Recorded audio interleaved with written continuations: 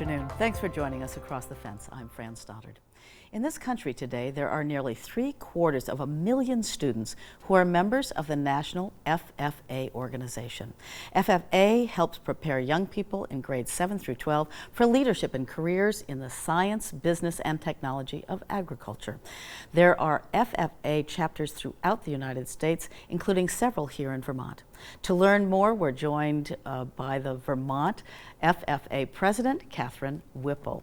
Catherine is from Bridport, and she is currently a pre-vet major at UVM. Also with us is Anna Jo Smith. Anna Jo is part of the Smith family farm in New Haven, raising beef, pigs, and poultry. Anna Jo serves as an advisor to the Vermont FFA. Good afternoon to both of you, and thanks so much for being with us. It is great to be here. Thanks for having us. So Catherine, to get us started, how would you describe the National FFA organization?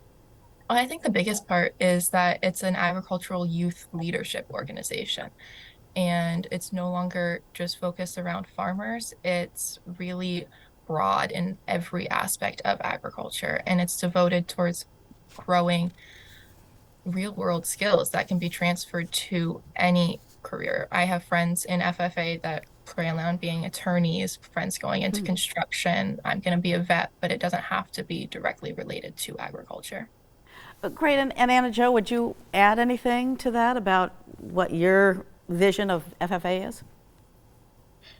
So our mission here at FFA is to encourage and develop premier leadership, personal growth, and career success through agricultural education. Okay, and so I'm interested in how each of you got involved in or got started in FFA. Catherine, why don't you tell us your story first? I got started in FFA because I took a plant and animal science course in my freshman year. And because of that way that my chapter was run, that automatically put me in a mini chapter. So we had class officers that would occasionally have meetings and whatever. And we got to learn kind of the leadership aspect of it. And I really fell in love with the leadership and the planning of events and the organization and parliamentary procedure. So I continued on throughout high school and beyond. So you started in high school and you're continuing now that you're in college and studying to be a vet. So Anna Jo, what was your introduction?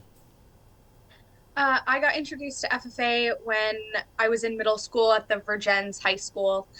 So I joined at a little bit younger age than some. And then I went all through high school. I went to the Career Center also. So I stayed involved in FFA and then became a state officer, just like Catherine is currently. And then continued with alumni support throughout my years in college. And then Jonathan and I took the position a couple years ago together as co-advisors here at the state. And Jonathan also has a very similar background. We were both state officers and then alumni members before we became the advisors. Awesome. And Catherine, so there are three major components of FFA, as I understand it. Can you describe those three focuses? So it's classroom instruction, which is the part where every FFA member is enrolled in an agricultural class. There's your SAE, which is a supervised agricultural experience program that's personalized to each individual student. And then there's what's considered FFA, which is more of the leadership aspect of it and the competitions. Right, and certainly you both have gotten very involved in leadership. Anna Jo, how do those three components work as a whole? So each piece of the components build and develop off of each other. So we use the knowledge that you're gaining in the classroom and through your coursework to help influence your SAE project, which is your supervised agricultural experience. And so that's going to be your hands-on skill development in the field of your choice. And then we tie in the FFA component with our leadership skills, team working activity, and that's kind of where it all comes together and you can actually compete in different areas that you're interested in to kind of test and challenge some of those skills. Do you compete locally and nationally? Yes, we have local, regional, and national competitions. Awesome. So the SAE, or the Supervised Agricultural Experience, is really a very personalized project related to whatever area of agriculture that student is interested in. Catherine, what is your SAE? My SAE is raising and showing beef cattle. So, So how did you get interested in that? Why is that your focus? mine kind of continued on from my 4-H project. So it was very easy for me to build my 4-H project into my SAE. And that kind of started when I got introduced to 4-H and we wanted to show animals, but we didn't want to have to give them up when they would be milking age.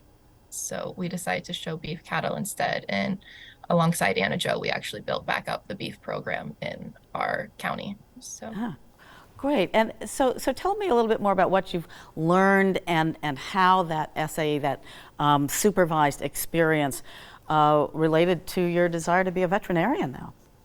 I mean, obviously, when raising animals, nobody hopes to ever see the vet. And we've been pretty fortunate with that in our operation. So we ideally see the vet once a year for vaccines and whatever. But I think what really like shows my desire is the other day, my sister's cow got dehorned. The vet said that to expect no less than that if there was over 5 gallons of blood, she'd be concerned, but under that, it was not a problem. I did not flinch. I was like, oh my goodness, that is so neat. I was not expecting that. My sister walked out. Wow. Right. You've had the training. So, Anna Jo, what are some other examples of supervised agriculture experiences that students select? So they can be selected in a different variation of fields. So hers is in production agriculture. So she's in the livestock and the husbandry development portion of that. We also have items that can be more entrepreneurial or proficiency based, and they don't necessarily have to be production agriculture. Here in Vermont, we have a large number of students that do SAEs based around maple or logging industries also, as well as your production between livestock or vegetable production. But some of the other things that students can do is their work through, like some of our students through retail sales, as they could be selling and working at different types of stores, whether it's a farm stand, a farmer's market, or an actual like retail outlet. Those things can also encompass your SAE because you're also developing those professional skills in a setting. So, yeah, And they can also own their own project. So it can build off of personal investment the students have in different areas. so a pretty big umbrella. And then the third component of FFA centers on student leadership. So, Anna Jo, tell us a little bit more about that, the leadership piece, and maybe how some of these competitions fit in. Yeah, so the leadership piece is a really big piece that we're trying to focus on here in Vermont. There are national and regional conferences that students can participate in. So there's the Washington Leadership Conference, where students actually get to go to DC and work with other students from across the country and develop those skills between teamwork and your personal leadership. So we have national conferences that students can go to, as well as different LDEs, which are our leadership development events. And those events they can compete in and learn skills, get challenged on their skills as far as public speaking and like your career development. So there's like job interviews and things like that where you really need to be professional and ready for the task. So Catherine, tell us a little bit about those leadership development events and the career development events, some examples that you've experienced. Yes, so like the current state treasurer, Lucas, he competed in the prepared public speaking event. So he had a speech written, he presented it to a group of people, and then he was asked questions about it for, I believe, 5 minutes, and he was expected to know the material and know it well.